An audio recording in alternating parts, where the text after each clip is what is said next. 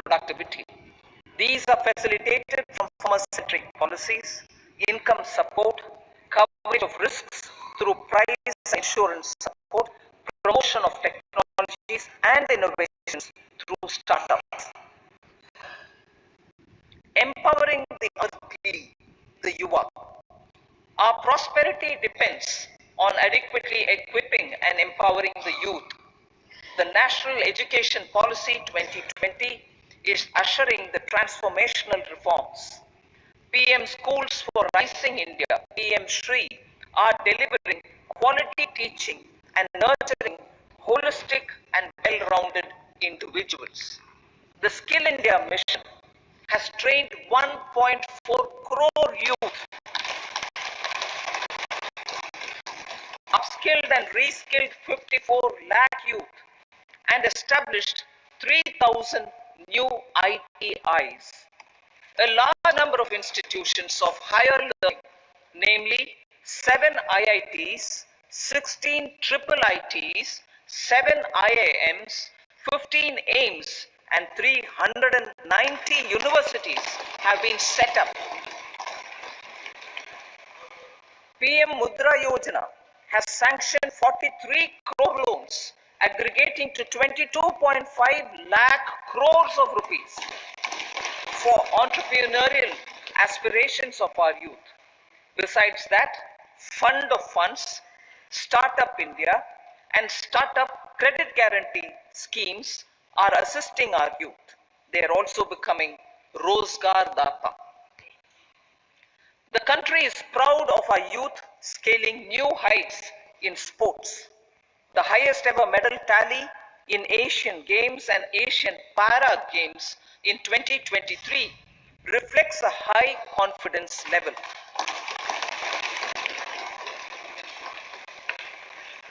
Chess prodigy and our #1 ranked player Pragyananda put up a stiff fight against the reigning world champion Magnus Carlsen in 2023. Today, India has over 80 chess grandmasters compared to little over 20 in 2010. Momentum for Nari Shakti. The empowerment of women through entrepreneurship, ease of living, and dignity for them has gained momentum in these 10 years. 30 crore Mudra Yojana loans have been given to women entrepreneurs. Female enrollment in higher education has gone up by 28% in 10 years. In STEM courses, girls and women constitute 43% of enrollment, one of the highest in the world. All these measures are getting reflected in the increasing participation of women in workforce. Making triple talaq illegal, reservation of 1/3 seats for women in the Lok Sabha and state assemblies, and giving over 70% houses under PM Awas Yojana in rural areas to women, and giving over 70% houses under PM Awas Yojana in rural areas to women as sole or joint owners have enhanced their dignity. Exemplary track record of governance, development, and performance.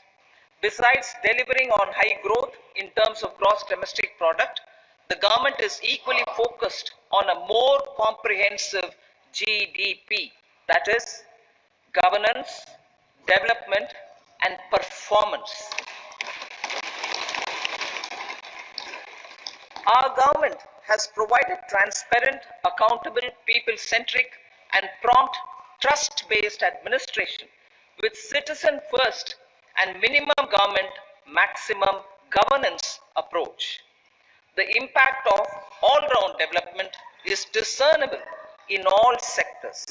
There is macroeconomic stability, including in the external sector.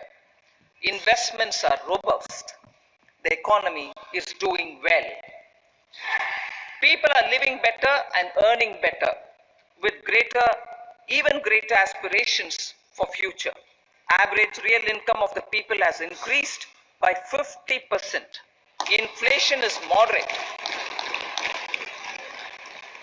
People are getting empowered, equipped, and enabled to pursue their aspirations. There is effective and timely delivery of programs and of large projects. Economic management. The multi-pronged economic management over the past 10 years has complemented people-centric, inclusive development. Following are some of the major elements. 1. All forms of infrastructure, physical, digital, or social, are being built in record time.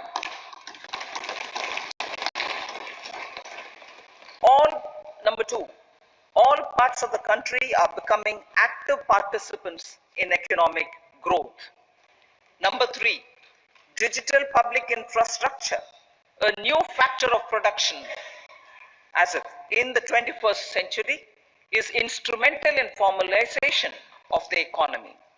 Number 4, goods and services tax has enabled one nation, one market, one tax. Tax reforms have led to deepening and widening of tax base. Number 5, strengthening of the financial sector has helped in making savings, credit, and investments more efficient. Number 6, GIFT, IFSC, and the Unified Regulatory Authority, IFSCA, are creating a robust gateway for global capital and financial services for the economy. Number 7, proactive inflation management has helped keep inflation within the policy band. Now the global context, Honorable Speaker, sir. Geopolitically, global affairs are becoming more complex and challenging with wars and conflicts. Globalization is being redefined with reshoring and friendshoring, disruption and fragmentation of supply chains, and competition for critical minerals and technologies. A new world order is emerging after the COVID pandemic. India assumed the G20 presidency during very difficult times for the world. The global economy was going through high inflation, high interest rates, low growth, very high public debt, low trade growth, and climate changes. The pandemic has led to a crisis of food, fertilizer, fuel, and finances for the world, while India successfully navigated its way. The country showed the way forward and built consensus on solutions for those global problems. The recently announced India-Middle East-Europe Economic Corridor is a strategic and economic game changer for India and others. In the words of Honorable Prime Minister, the corridor, and I quote, will become the basis of world trade for hundreds of years to come, and history will remember that this corridor was initiated on Indian soil, unquote. Vision for Vikasit Bharat. Our vision for Vikasit Bharat is that of prosperous Bharat in harmony with nature, with modern infrastructure, and providing opportunities for all citizens and all regions to reach their potential. With confidence arising from strong and exemplary track record of performance and progress, earning Sabka Vishwas, the next 5 years will be years of unprecedented development and golden moments to realize the dream of developed India by 2047. The trinity of demography, democracy, and diversity backed by Sabka Prayas has the potential to fulfill aspirations of every Indian. As Honorable Prime Minister in his Independence Day address to the nation mentioned, I quote, "There is no dearth of opportunities, as many opportunities as we want. The country is capable of creating more opportunities. Sky is the limit," unquote. Strategy for Amrit Kal. Our government will adopt economic policies that foster and sustain growth, facilitate inclusive and sustainable development, improve productivity, create opportunities for all, help them enhance their capabilities, and contribute to generation of resources to power investments and fulfill aspirations. Guided by the principle, reform, perform, and transform, the government will take up next generation reforms and build consensus with the states and stakeholders for effective implementation. It is an important policy priority for our government to ensure timely and adequate finances, relevant technologies, and appropriate training for the micro, small, and medium enterprises, MSMEs, to grow and also compete globally. Orienting the regulatory environment to facilitate their growth will be an important element of this policy mix. Aligning with the Panchamrit goals, our government will facilitate sustaining high and more resource efficient economic growth.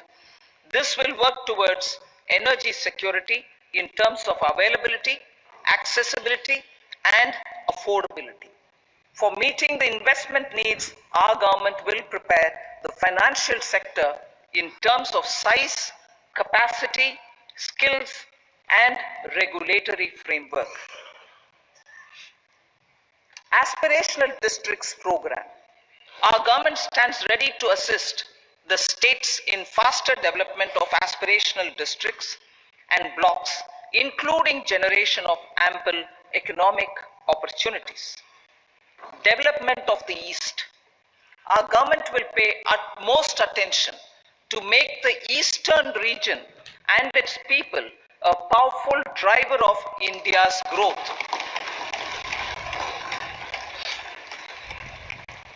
PM Awas Yojana Gramin.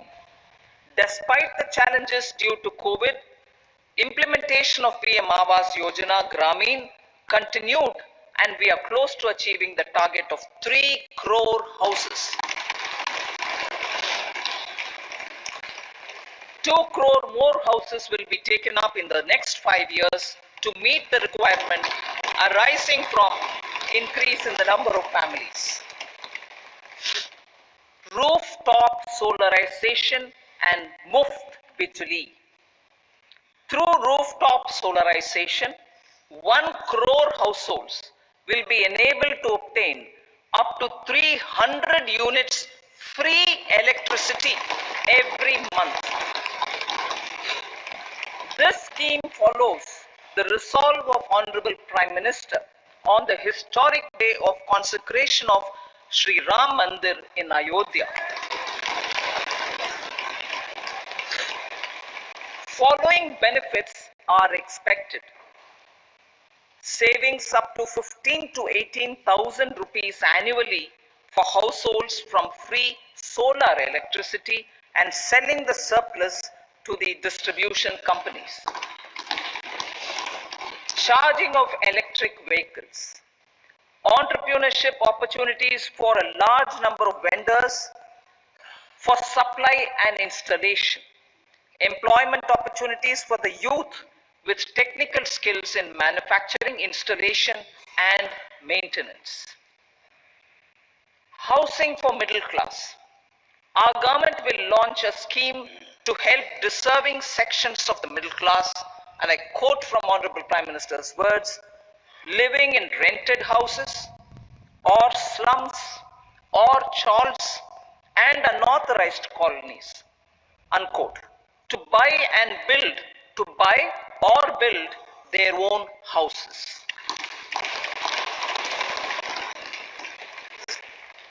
Medical colleges. Several youth are ambitious to get qualified as doctors. They aim to serve our people through improved healthcare services. Our government plans to set up more medical colleges by utilizing the existing hospital infrastructure under various departments. A committee for this purpose will be set up to examine the issues and make relevant recommendations. Cervical cancer vaccination. Our government will encourage vaccination for girls in the age group of 9 to 14 years for prevention of cervical cancer. Maternal and child health care. Various schemes for maternal and child care will be brought under one comprehensive program for synergy in implementation. Upgradation of Anganwadi centers under Saksham Anganwadi and Poshan 2.0 will be expedited for improved nutrition delivery, early childhood care and development. The newly designed U-Win platform for managing immunization and intensified efforts of Mission Indradhanush will be rolled out expeditiously throughout the country. Ayushman Bharat. Healthcare cover under Ayushman Bharat scheme will be extended to all ASHA workers, to all Anganwadi workers and helpers. Agriculture and food processing. The efforts of value addition in agriculture sector and boosting farmers' incomes will be stepped up. Pradhan Mantri Kisan Sampada Yojana has benefited 38 lakh farmers and generated 10 lakh employment. Pradhan Mantri Formalization of Micro Food Processing Enterprises Yojana has assisted 2.4 lakh SHGs and 60,000 individuals with credit linkages. Other schemes are complementing the efforts for reducing post-harvest losses and improving productivity and incomes. For ensuring faster growth of the sector, our government will further promote private and public investment in post-harvest activities, including aggregation, modern storage, efficient supply chains, primary and secondary processing and marketing and branding. Nano DAP. After the successful adoption of nano urea, application of nano DAP on various crops will be expanded in all agroclimatic zones. Atmanirbhar Oil Seeds Abhiyan. Building on the initiative announced in 2022, a strategy will be formulated to achieve Atmanirbharta for oil seeds such as mustard, groundnut, sesame, soya bean and sunflower. This will cover research for high yielding varieties, widespread adoption of modern farming techniques, market linkages, procurement, value addition and crop insurance. Dairy development.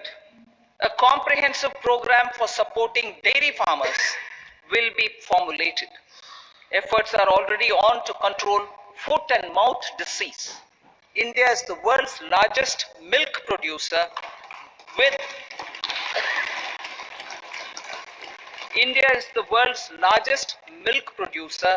but with low productivity of milch animals. The program will be built on the success of existing schemes such as Rashtriya Gokul Mission, National Livestock Mission and infrastructure development funds for dairy processing and animal husbandry. Matsya Sampada. It was a government which set up a separate department for fisheries, realizing